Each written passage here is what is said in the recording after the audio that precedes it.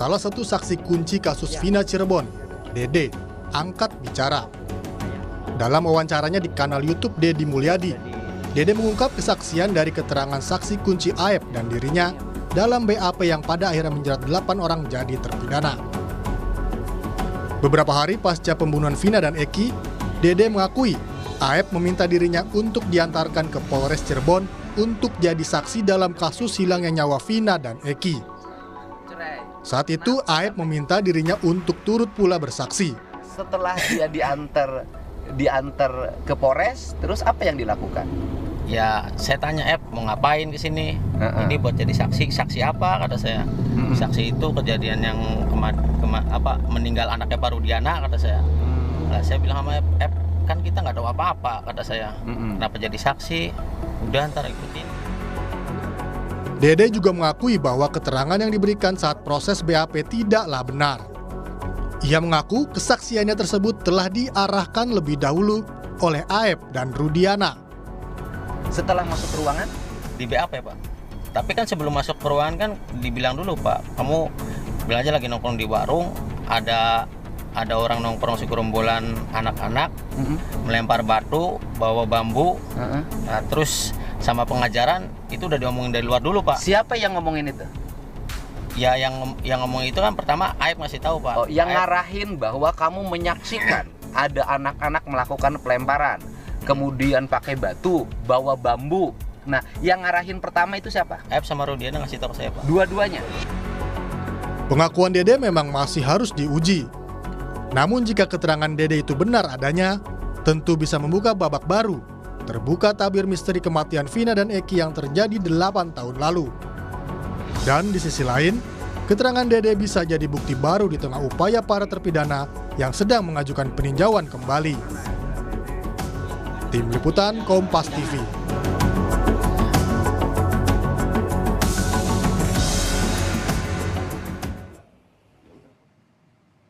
Sementara itu, kuasa hukum Ibtu Rudiana Pitra Romadoni membantah keterangan saksi kunci Dede yang menyebut keterangannya saat di BAP diarahkan oleh Rudiana. Pitra mengatakan keterangan Dede tidak benar dan fitnah. Keterangan yang disampaikan oleh Dede terhadap klien kami, Bapak Ibtu Rudiana, adalah hoax dan tidak benar. Dan kami pastikan keterangan yang disampaikan saudara Dede ini yang menyatakan ia disuruh oleh Ibtu Rudiana untuk memberikan keterangan tidak benar, itu adalah keterangan yang tidak benar dan fitnah terhadap diri Bapak Ibtu Rudiana. Kita semua bersabar dan menyerahkan sepenuhnya kepada penegak hukum, dalam hal ini pihak kepolisian. Jangan kita mendahului proses penyidikan. Lantas apakah kesaksian dari Dede yang merupakan saksi kunci kasus Vina bakal berujung pada upaya hukum? Kita ulas bersama pakar hukum pidana Prof. Hipnu Nugroho. Selamat malam Prof. Selamat malam Mas. Terima kasih sudah bergabung di Kompas TV. Prof, sebelum saya mulai saya mau bacakan dulu dari YouTube channel itu di menit 29 detik 24. Di mana ditanyakan oleh Deddy Mulyadi, mengatakan ditanya kesaksian kamu palsu nggak, dan dijawab oleh Dede kesaksian saya palsu, tetapi disuruh oleh Aep dan Rudiana. Tanggapan Anda dengan kesaksian yang baru ini? 2016 beda, 2024 beda. Tanggapan Anda, Prof? Ya, kesaksian palsu itu adalah suatu keterangan yang di bawah sumpah di persidangan tidak seperti keadaan yang sepertinya. Oleh karena itu ini harus memenuhi syarat subjektif, syarat objektif. Syarat objektif adalah suatu perkara ternyata tidak betul disampaikan, dan syarat subjektifnya sengaja. Tapi sekarang pertanyaannya begini Mas, kita tidak bisa percaya begitu aja. Di persidangan keterangan itu diuji. Keterangan saksi itu diuji antara satu saksi dengan saksi yang lain, antara saksi dengan bukti yang lain, antara bukti satu dengan bukti yang lain. Konfrontasi itu ada. Pertanyaannya apakah seperti itu? Ini yang juga harus kita perhitungkan. Oleh karena itu dalam konteks seperti ini, Dede dan Aep seandainya itu betul, wah ini nanti bisa kena pasal 291 kaitannya memberikan keterangan palsu di bawah sumpah. Ini agak repot. Lain dengan laporan palsu. Kalau yang sekarang namanya kan laporan palsu. Kalau laporan saya itu pemberitahuan keadaan yang sebenarnya tidak ada. Itu ringan, 1 tahun 4 bulan. Kalau kita lihat pasal 220 KUHP. Ini yang membedakan. Tapi kalau itu betul, nah tadi memang ini suatu nilai sendiri akan adanya nilai di dalam bukti baru. Tapi menurut saya kok tidak semudah itu ya. Karena walaupun 2016 saya kira persidangannya juga cukup ketat, menilai bukti juga demikian ketat, konfrontasi bukti juga demikian, ya. Tapi coba kita lihat ya, kita lihat objektif karena persidangan itu juga persidangan yang cukup serius ya, hakimnya juga hakim majelis kan 3 kan, apa semudah itu Mas? Ini yang kita perdebatkan, mudah-mudahan ada klarifikasi nantinya. Atau memang kalau betul ada nilai tersendiri begitu. Oke, Prof, tapi kan ini kesaksian di luar BAP, di luar proses hukum, dalam arti menyampaikan ke media sosial, menyampaikan melalui media sosial. Apakah memang bisa digunakan kesaksian seperti ini, Prof? Ya, kesaksian yang seperti itu memang tidak bisa digunakan kan. Itu kepada pernyataan pribadi kan. Pernyataan pribadi. Oleh karena itu dalam hal ini masih diuji kembali. Tapi kalau itu memang betul nanti sampaikan salah, keliru, itu ada pihak yang dirugikan pasti akan melaporkan bahwa keterangan yang disampaikan keterangan palsu. Ini sudah ancaman tersendiri Mas. Jadi Mas Dede Aib itu sudah bagian dari memang memberikan jalan yang terbaik demi terbukanya kasus ini, tapi paling tidak berisiko bagi dia sendiri karena apa yang diberikan keliru. Kan gitu loh. Prof, apakah memang dengan kesaksian ini bisa dimanfaatkan oleh para terpidana dalam arti mungkin saja untuk meringankan pidana mereka atau bagaimana, Prof? Karena memang ini sebuah kesaksian yang baru yang kalau kita bisa lihat bahwa ini justru meringankan para pidana. Ya, kesaksian baru itu kalau kita lihat adalah bukti langsung. Bukti yang ditemukan di dalam suatu persidangan awal ketika itu dilakukan menjadikan putusan bebas. Ini kan baru kesaksian. Baru akan bernilai apabila keterangan tersebut dikonfrontasi, dibuktikan dengan bukti-bukti yang lain. Itu Mas. Jadi tidak bisa berdiri. Suatu kesaksian itu tidak bisa berdiri sendiri. Kesaksian harus didukung dengan bukti lain ataupun saksi lain. Jadi kalau itu nanti sebagai dasar novum, sakatata, itu suatu menarik, tapi harus didukung bukti-bukti yang lain. Tidak bisa pengakuan tersendiri jadikan bukti, tidak bisa. Oke, Prof, apakah dengan kesaksian ini perlu ada persidangan baru atau cukup di peninjauan kembali atau di PK? Ya, karena ini sebagai bentuk PK, di PK tersendiri, kan gitu. Tapi kalau persidangan baru adalah terkait laporan keterangan palsu tadi, lah itu baru terhadap yang memberikan keterangan ternyata tidak betul. Itu suatu yang tersendiri nantinya. Jadi tampaknya memang perkara ini jadi lari kemana-mana, Mas, kalau nanti diikuti masing-masing pihak itu. Oke, Prof, kalau kita berbicara soal ini, bagaimana pada akhirnya polisi mencari tahu kebenaran dari kesaksian ini? Karena muncul banyak kesaksian-kesaksian dan akhirnya muncul yang terbaru ini adalah Dede. Nah, bagaimana akhirnya polisi ini mencari tahu kesaksian ini apakah betul atau tidak dan bisa dipakai untuk di pengadilan nanti? Ya, semuanya bisa dipakai apabila didukung dengan bukti-bukti yang akurat. Apa itu bukti yang akurat? Adalah saintifik. Sekarang kalau bukti saintifiknya tidak kuat, makanya keterangan itu saya kira belum kuat juga. Saintifik itulah yang harus dilakukan untuk menangkal keterangan yang digal. Atau juga untuk meluruskan apabila keterangan itu betul.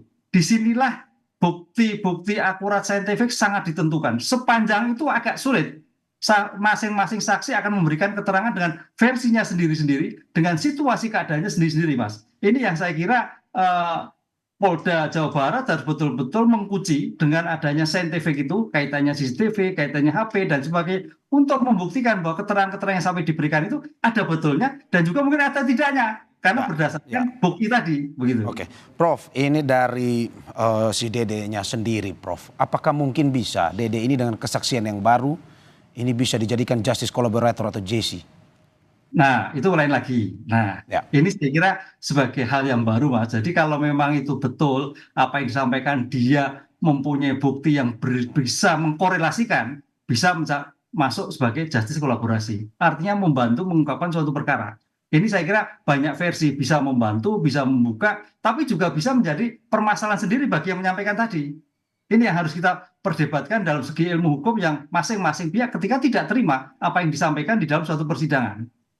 Ya, Prof, kalau melihat ini seperti kesaksian Dede tadi, dia mengatakan bahwa dia diminta, bukan dalam arti bahwa dia melakukan itu sendiri. diminta oleh dalam kesaksiannya Aib dan juga Ibtu Rudiana untuk bersaksi seperti ini. Apakah mungkin bisa meringankan dia? Dalam arti bahwa tadi kita sudah singgung terkait dengan kesaksian palsu. Agak sulit ya, agak sulit karena diberikan ini di luar persidangan. Harusnya disampaikan dalam satu persidangan. Oleh karena itu sebetulnya keterangan-keterangan yang disampaikan sekarang itu blunder semua, Mas. Blunder bagi yang menyampaikan, tapi juga blunder bagi penegakan hukum yang lain. Karena apa? Harus mendukung, harus mencari bukti yang disampaikan oleh Aib dan Dede ini sejauh mana kebenaran dari bukti-bukti yang dapat. Makanya di sini saya melihat tadi sudah ada pendamping dari Ibtu Rudiana. Itu suatu menarik, penyeimbang. Jadi bukti-bukti yang dilakukan betul atau tidak, sesuai atau tidak, bernilai atau tidak, ini yang seimbang. Karena kemarin kan tidak ada kuasa dari Ibtu Rudiana, sekarang sudah. Ini saya kira suatu objektivitas dalam suatu penanganan perkara. Jadi perkara yang dilakukan sekarang itu bernilai atau tidak tergantung pada suatu pembuktian. Karena rasnya sekarang itu sekarang sebetulnya kita tidak bisa hanya berdasarkan bukti-bukti saksi, bukti-bukti testimoni, tapi bukti-bukti saintifik. Bukti-bukti saintifik yang ditemukan itulah yang akan membuka, yang didukung dengan bukti yang lain. Sepanjang itu tidak dilakukan, Mas, ya buktinya ngalor ngidul semua nanti. Ya, apakah jadi misalkan kuasa hukum dari Ibtu Rudiana memiliki bukti yang lebih kuat terkait dengan kesaksian ini dan mungkin bisa menyudutkan dari kesaksian yang dilakukan oleh Dede? Apa yang mungkin akan terjadi nanti, Prof? Ya, itu kan bisa disadikan dengan bukti-bukti yang lain.